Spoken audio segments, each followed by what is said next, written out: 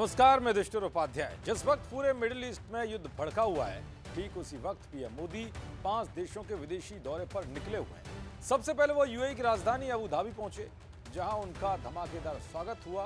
इस दौरान पीएम मोदी को गार्ड ऑफ ऑनर दिया गया।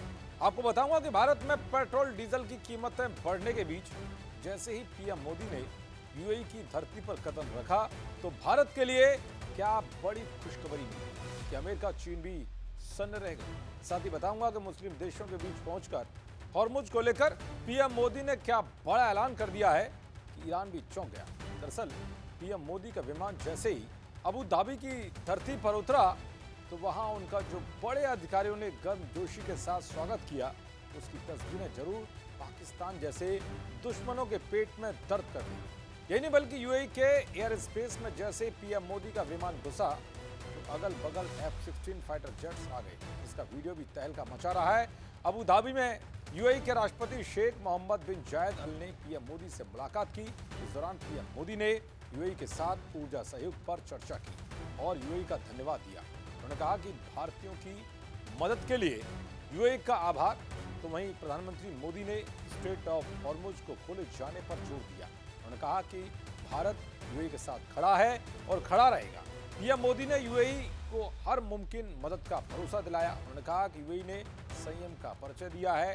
पीएम मोदी ने आगे कहा कि हम यूएई पर हुए हमलों की कड़ी निंदा करते हैं। दरअसल यूएई ईरान जंग में सबसे ज्यादा परेशान है, क्योंकि जंग के दौरान ईरान ने सबसे ज्यादा यूएई पर ही हमला किया है।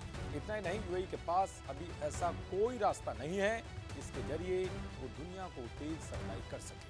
यूएई और भारत के अच्छे संबंध हैं, इसलिए पीएम मोदी ने यूएई के साथ खड़े रहने का ऐलान किया है।